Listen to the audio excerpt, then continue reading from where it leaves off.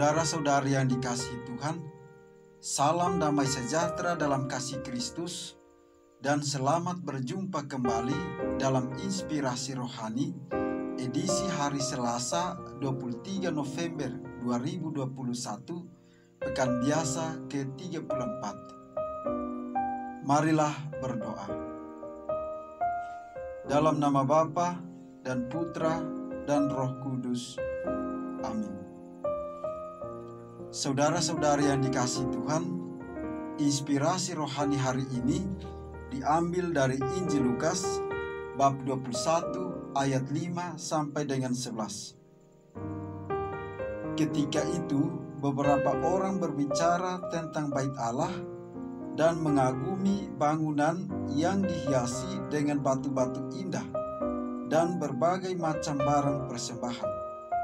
Tetapi Yesus berkata kepada mereka, "Akan tiba harinya, segala yang kalian lihat di situ diruntuhkan, dan tidak akan ada satu batu pun dibiarkan terletak di atas batu yang lain."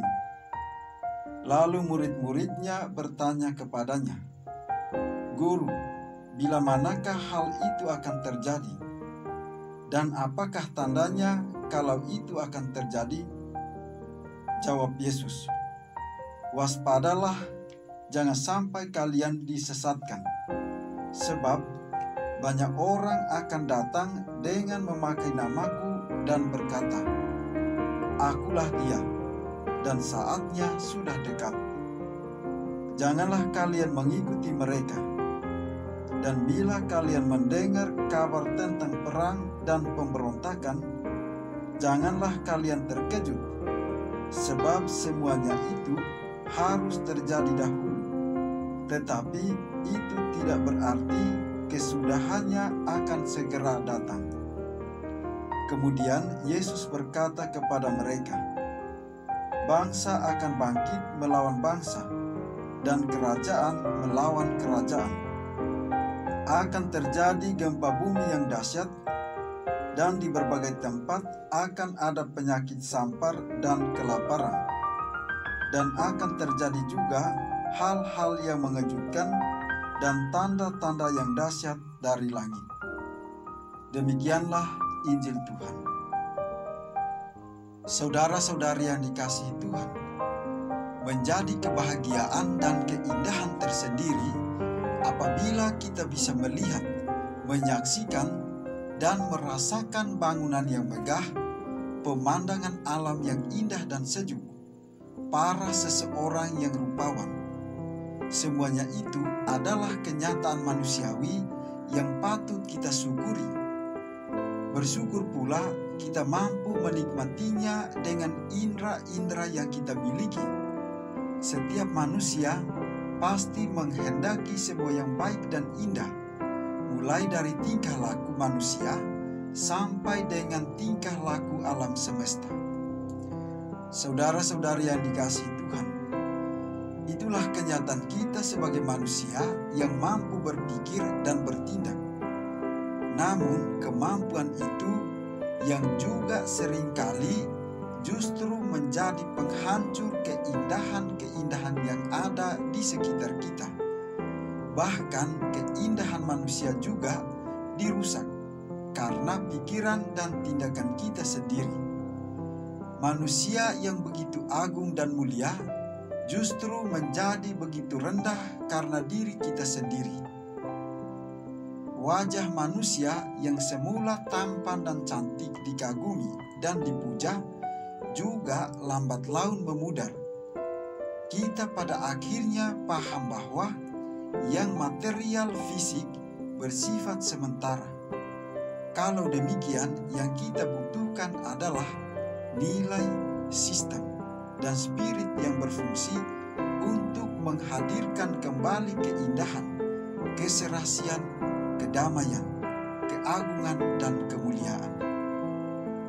Saudara-saudari yang dikasihi Tuhan, bait Allah adalah tempat umat beragama berkumpul dan berdoa. Bait Allah merupakan tempat orang untuk berjumpa dengan Allah. Di gedung bait Allah itu kita mengungkapkan iman kita. Bait Allah sebagai gedung yang megah memang diperlukan. Tetapi jika hanya bangunan fisik yang dipentingkan, bait Allah itu hanya menjadi tempat perkumpulan biasa, bahkan justru menjadi pasar. Dan ketika kita berusaha mengembalikan altar yang dijadikan pasar, bukanlah tindakan mudah, bahkan mengandung risiko besar. Yesus yang adalah bait Allah yang hidup justru harus mengalami kematian dikarenakan bait Allah. Pembaruan-pembaruan seringkali harus melalui risiko yang tidak mudah. Saudara-saudari yang dikasihi Tuhan, Yesus mengkritisi orang-orang zamannya dan para murid yang terlalu mengagumi bangunan bait Allah. Yesus hendak mencerahkan pendengar bahwa yang terpenting dari bait Allah adalah Allah sendiri. Allah dan kehendaknya yang mesti dijadikan sebagai sentral hidup bangsa pilihan Allah. Yesus mengajak para murid untuk memberikan perhatian kepada Allah dan misi Allah untuk menyelamatkan manusia. Keselamatan manusia menjadi tujuan misi Allah. Karena itu, segala pewartaan, pastoral, pelayanan, dan tindakan belas kasih para murid mesti menjunjung tinggi martabat manusia dan menjadikan manusia sebagai subjek dan pusat dari warta keselamatan. Saudara-saudari yang dikasihi Tuhan, seringkali seorang pembaru harus mendapat penganiayaan dan penyiksaan terlebih dahulu. Disitulah iman kita sebagai orang Kristiani selalu ditantang untuk berani terbuka pada pemikiran orang lain atau tidak. Jika altar justru dijadikan pasar, seharusnya kita berani mengambil resiko apapun. Juga jika resiko itu datang justru dari dalam lingkungan gereja sendiri. Saudara-saudari yang dikasihi Tuhan, karena iman, Yesus mengingatkan kita supaya kita tetap bertahan sampai kesudahan, meski harus menghadapi banyak penderitaan. Syaratnya hanya satu, kita bertahan, tidak melawan, tidak menghindar, tidak lari, tetapi bertahan. Bertahan dalam namanya, kita pasti akan diberi jalan. Marilah berdoa. Ya Allah, Engkau telah membuatkan gerejamu dengan pelayanan yang mengagumkan melalui kesaksian para martir yang kudus. Semoga umat-Mu yang setia kepada perutusan yang telah dipercayakan kepada gereja-Mu itu memperoleh kebebasan beragama yang lebih besar dan memberi kesaksian tentang kebenaran di hadapan dunia. Dengan pengantaran Yesus Kristus Putra-Mu Tuhan kami, yang hidup dan berkuasa dalam persatuan dengan Roh Kudus, Allah kini dan sepanjang segala masa. Amin.